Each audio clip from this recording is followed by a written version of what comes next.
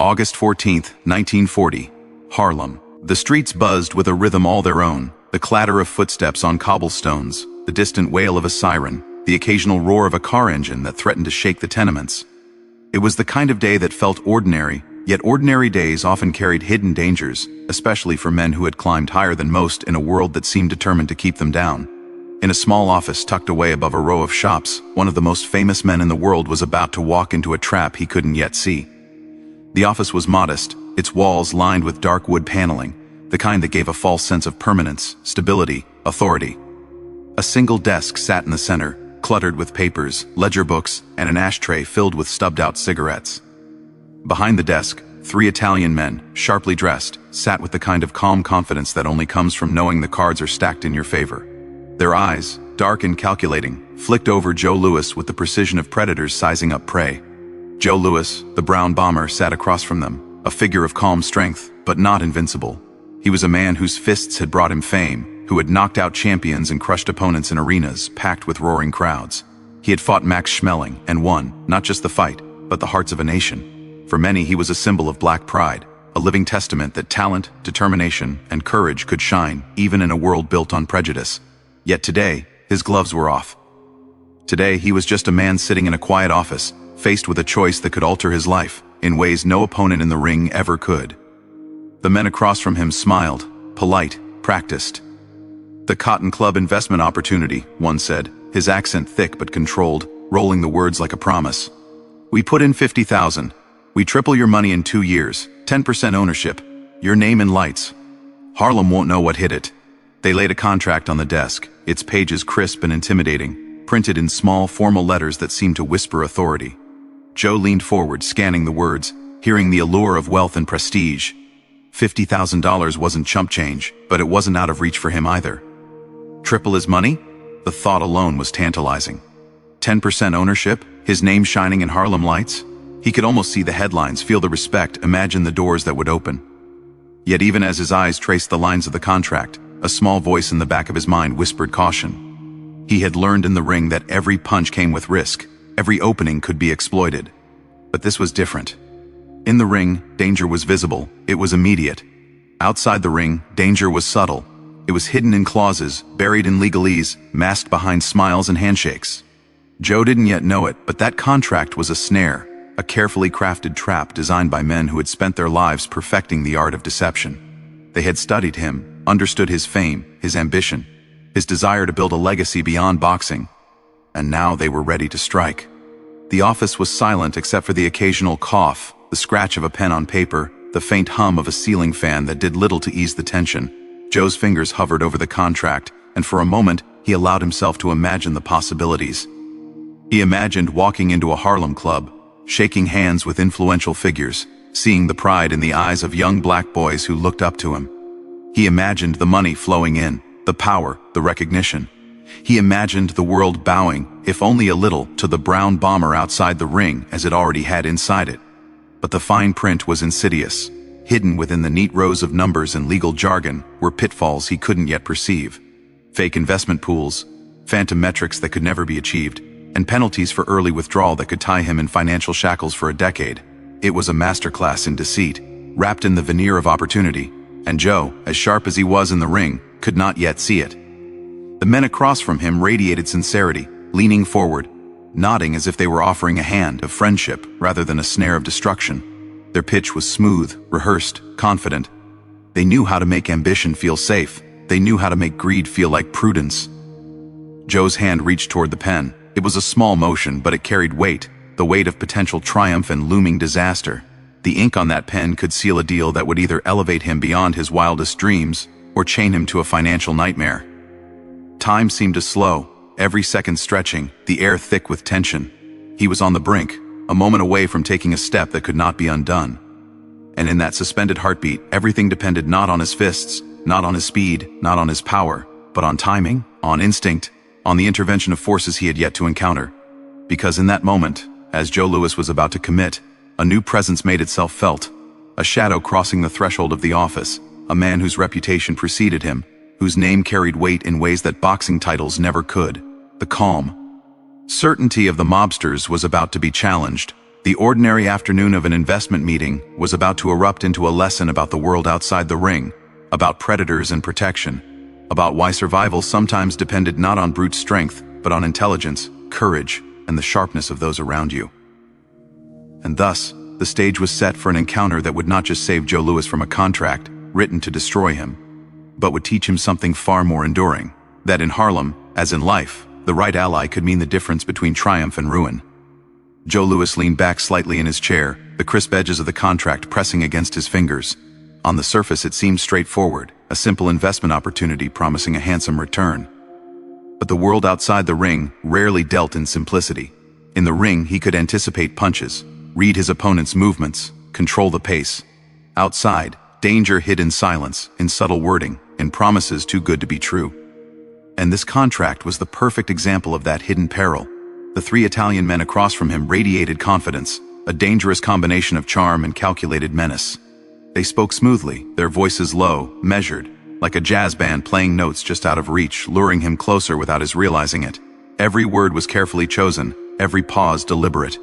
Invest in the Cotton Club, triple your money, 10% ownership, Harlem will remember your name. On the surface it sounded like a path to fortune, prestige, and influence. But the devil, as the saying went, was in the details.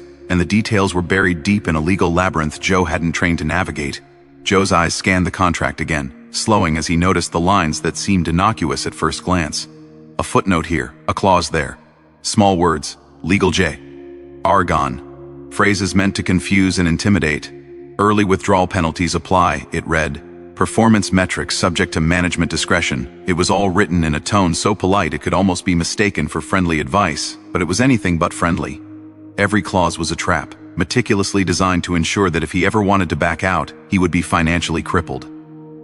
The $50,000 he was about to invest, an amount substantial even for a champion like him, could vanish, swallowed whole by hidden fees, penalties, and phantom losses. Joe had fought opponents who tried every trick in the book, who feigned weakness, set traps, and exploited openings. He had learned to trust his instincts, to read the room, to anticipate deception. And yet, this was different. Here, there were no punches to see coming, no gloves to dodge. The danger was invisible, masked behind the glossy appearance of opportunity, and Joe could feel it only as a faint unease at the edge of his consciousness. His mind raced. Could he really trust these men? Could he really believe in a deal that seemed almost too good to be true? The first Italian leaned forward, resting his elbows on the desk, his eyes glinting with a predator's focus. "You see, Mr. Louis," he said smoothly, "this is more than an investment. This is your chance to expand your legacy. Not just in boxing, but in Harlem, in New York, in the world. 10% ownership means influence, respect, and the money, it will grow, faster than anything you've seen." He tapped the contract with a manicured finger, the sound sharp in the quiet office, like a warning bell. The second man, silent until now, offered a slight smile, leaning back in his chair with a casual elegance that belied the danger in his words. "Of course, everything is subject to terms," he added, almost as an afterthought. "But these are standard protection. Nothing to worry about if you plan to stay invested. You, Mr. Louis, understand the value of patience." His tone was velvet soft, but underneath lay the chill of a threat, the kind that didn't need to be spoken aloud. Joe's hand twitched slightly, hovering near the pen, the weight of the moment pressing on him. He had trained for this, trained to read opponents, to anticipate deception. But this was unfamiliar territory. In the ring he could see the threat, feel it, and respond with action. Here, the danger was abstract, hiding in words and numbers, in legalese meant to ensnare the unwary. The early withdrawal penalties were especially cruel. Should he make one misstep, attempt to reclaim his money, or try to cut losses, he would be bound, financially shackled, perhaps for a decade. His career earnings, his fame, his financial stability, all could be siphoned away with the ink of a signature. He shifted in his chair, eyes tracing the contract again, noting the seemingly minor clauses that, taken together, formed a web designed to entrap him. There was no malice in the ink, there was no villain in the typeface, yet each word was a weapon, each sentence a trap. The more he read, the more he understood that this was no ordinary investment. This was a calculated attempt to exploit the champion, to prey upon his ambition, his desire to secure a legacy beyond boxing. The fine print was the real opponent here, and it was undefeated until now. As Joe hesitated, the men leaned in slightly, sensing his indecision. Subtle, practiced gestures, small smiles, nods. They were experts in the art of persuasion, trained to make hesitation feel like opportunity, to make ambition blur with danger. Every second that ticked by increased the pressure, the tension in the room almost tangible, as if the walls themselves were closing in. He could almost feel the trap tightening, a snare invisible to the untrained eye but lethal nonetheless. And yet, despite the tension, there was a part of Joe that sensed something else, a presence, a shift, a change in the air. It was faint at first, like a whisper of wind before a storm, but unmistakable. This moment, this intersection of ambition and danger, was about to be interrupted, because no matter how clever the trap, no matter how perfectly designed the con, the world outside the ring often had its own enforcers, its own unexpected guardians. The right ally, the right intervention, could change everything in an instant, and that ally was about to arrive. In that quiet office, with the contract poised between disaster and fortune, the tension was palpable. Joe Louis was on the verge of making the gravest mistake of his life, yet unaware that the scales of fate were about to tip in his favor. The trap was complete, the predators ready to strike, and the champion, as powerful as he was, had no way to defend himself, not with fists, not with strength, not with fame. The only way forward was a combination of instinct, timing, and intervention, a lesson that would resonate far beyond the confines of the office and the pages of that deadly contract. The office door creaked open, and a presence filled the room that hadn't been there before. Time seemed to slow, as if the very walls of Harlem were holding their breath. Joe Louis's hand hovered above the contract, the pen inches from sealing his fate when the figure stepped inside. It wasn't just a man entering the room. It was an aura, a force that carried authority, reputation, and danger all at once. Bumpy Johnson, Harlem's most notorious and respected gangster, had arrived. The air changed instantly. The three Italian men, who had been so confident just moments before, shifted subtly in their seats. Their smiles faltered. Their eyes betrayed the slightest flicker of unease. They had been masters of deception, predators in their own right. But Bumpy Johnson was a predator of a different breed, one who understood the streets in ways the law or even fame could never teach. Bumpy walked in with a calm certainty, his movements deliberate and unhurried, a razor hidden in his coat, its steel glinting faintly under the office lights. His presence alone was a statement. He didn't raise his voice. He didn't make threats. He didn't need to. The room recognized the gravity of his arrival. Bumpy had built a reputation not just for brutality, but for precision, for timing, for knowing exactly when to intervene. And today, Joe Louis needed that intervention more than he could comprehend. Joe felt a mixture of relief and surprise. Relief, because a protector had arrived seemingly out of nowhere. Surprise, because, in the midst of his peril, he hadn't realized just how vulnerable he was. In the ring, he had faced danger head-on, fists flying, body moving with instinctual speed. Outside the ring, he had assumed that fame and money offered protection. But Bumpy's entrance reminded him, starkly, that true protection came from understanding the rules of a very different game. A game where legal jargon and contracts could be as lethal as a right hook, and where the wrong handshake could cost a man everything he had worked for. The three Italian men attempted to maintain their composure, but their confidence had cracked. One of them cleared his throat, trying to regain control, but the words died in his mouth.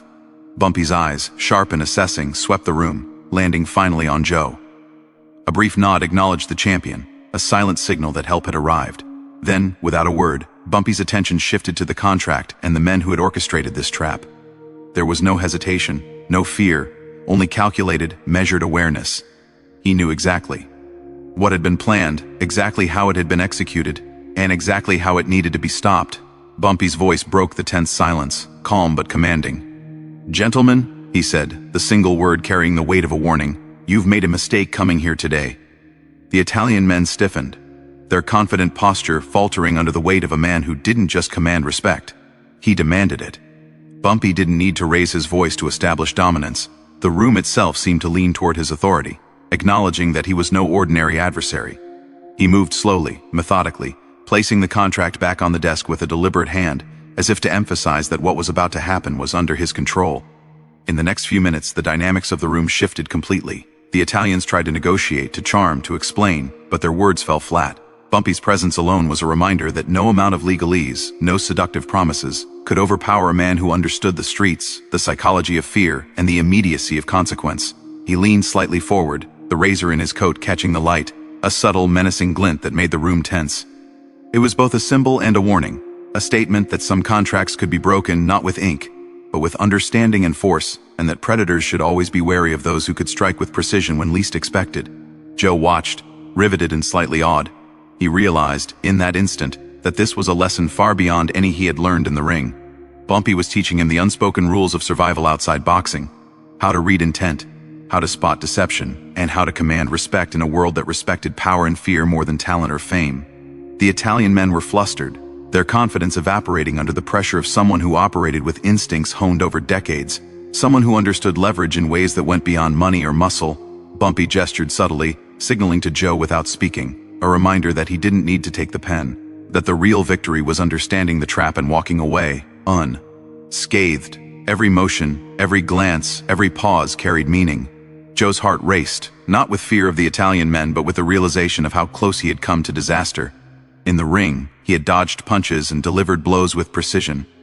Out here, he had almost signed away his future, almost fallen prey to men who thought that charisma and confidence could mask greed and deception. Within 10 minutes, the entire tone of the meeting had changed. What began as a trap designed to ensnare Joe Louis had turned into a lesson in survival, dominance, and the subtle, ruthless wisdom of Harlem streets. The Italians knew now that their plan was foiled, their intimidation ineffective. They collected themselves, slowly, realizing that Bumpy Johnson was not a man to be trifled with, that any further attempt at coercion would be met with swift and unforgiving consequences. Bumpy Johnson didn't linger unnecessarily. His job was done. Joe was safe, the threat neutralized, and the lesson delivered.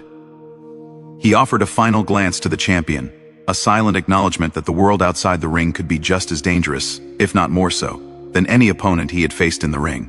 Then, just as quietly as he had entered, he turned and left, leaving Joe Louis with the contract untouched, the danger dissipated, and a newfound understanding of the rules governing the streets and the power that could protect him when brains and courage were combined.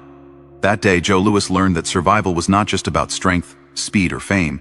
It was about awareness, allies, timing, and the ability to recognize when danger was near and how to neutralize it before it struck.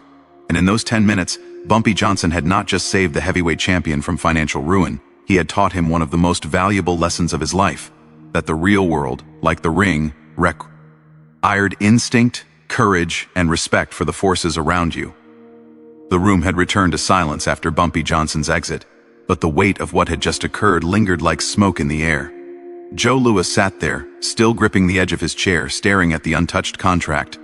The pen had never moved, the ink had never touched paper, and yet the reality of what almost happened pressed heavily on him. In the ring, he was a master of anticipation, a man who could read an opponent's movements before they struck. Outside the ring, however, he had come face to face with an entirely different kind of opponent, one who did not throw punches, one who did not sweat, one whose weapon was cunning and deception. For the first time, Joe fully understood that the world beyond boxing demanded a skill set just as lethal, just as disciplined, and just as uncompromising as anything in the squared circle. He looked around the small Harlem office, the walls suddenly feeling smaller, the air heavier. The Italian mobsters had fled, their confidence shattered, leaving nothing behind but the faint echoes of their arrogance and greed. The contract remained on the desk, an inert piece of paper that could have ended his career, his finances, and even his reputation. The danger he had narrowly avoided was invisible, insidious, and it had almost claimed him, not through force, not through intimidation, but through the seductive illusion of opportunity. It was a stark reminder that the world outside the ring was full of predators who could exploit ambition, trust, and even the brightest fame. Joe realized that physical power, while formidable, was only one form of defense in a universe governed equally by wit, street sense, and alliances. Bumpy Johnson's intervention had been more than a rescue. It had been a lesson, one delivered with subtlety and precision. The mere presence of the Harlem gangster, his calculated authority, and the razor hidden just out of sight had communicated what words alone never could. Strength and respect, Joe learned, were often communicated silently.